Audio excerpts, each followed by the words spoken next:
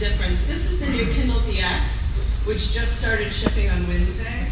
You can sort of see it as relative size compared to Kindle 2. So you can see the screen is actually about 2.5 times larger than the sort of traditional Kindle, I guess I would say. So, what the larger screen, because it's been out for a year and a half now, what the larger screen is really well suited for, as you can imagine, are textbooks and highly formatted. So this is actually a textbook from Pearson, and this is really terrible focus. I promise it's very crisp and clean and very easy to read. Yeah, it's got a beautiful screen. And one of the reasons, if for those who don't, I'll sort of give you 3 seconds or probably a minute. The background of Kindle. This is actually an e-ink screen. So I like to think of it, it's like an Etch-a-Sketch in that it's not backlit. So what this does is the actual particles come to the surface of the glass. So you can read it under bright, bright sunlight. So this is under bright spotlights and it doesn't fade away. So it's really easy on your eyes. It's also great for battery life. So you can read on this literally for hours, days at a time, and never have to recharge the battery. If you have wireless off, this is a wireless device, so it works anywhere your mobile phone works. So you can download and buy and manage your library anywhere your cell phone works. You don't need a connection. There are no wireless fees. There are no charges for all of that.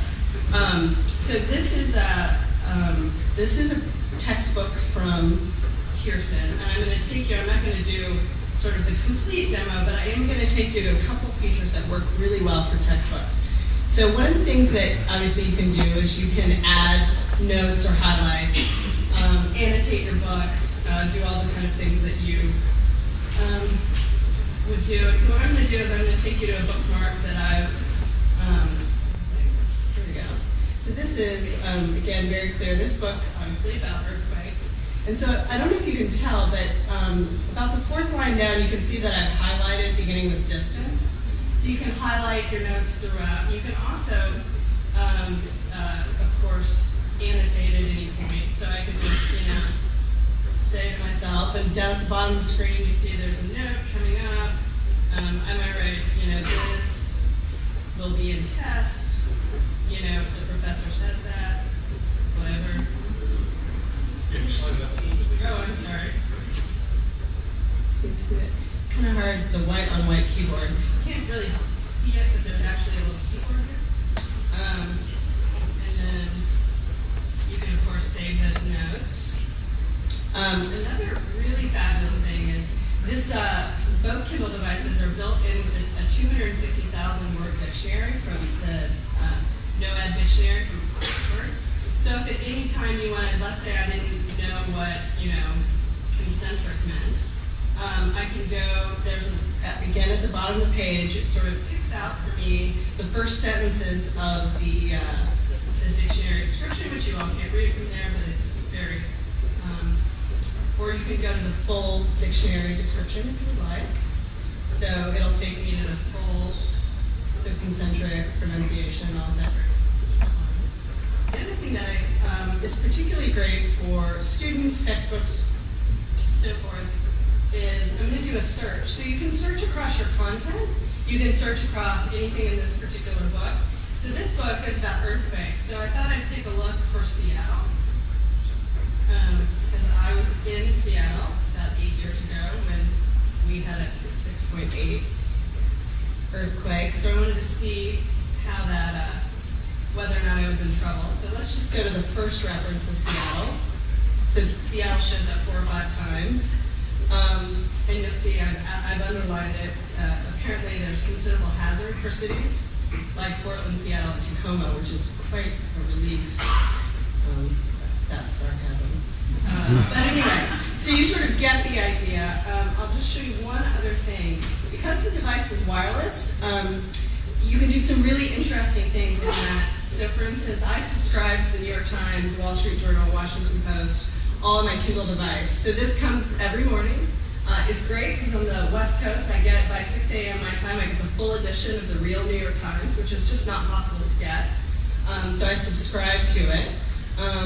And also you can, because it's wireless, works with cell phone network, you can email to yourself personal documents, PDFs. So that's great ancillary materials that you can distribute out to students sort of real live time, incorporate what's happening in the world today, immediately changing up your syllabus or what you're teaching. So, here, I'll do it for you on this article. Let me try to get it down. So, if I wanted to, I've got the cursor right next to declared, right under Washington. So, if I just want to highlight that, I just first push down on the little toggle device, and that's what I want to highlight. Just push down again. And now that's highlighted, and I'll be able to go back to this either through my notes and annotations. I can go back and pick it up, or I can get it off of my library at Amazon. So when I go in, Amazon manages your library for you. So the book is yours forever.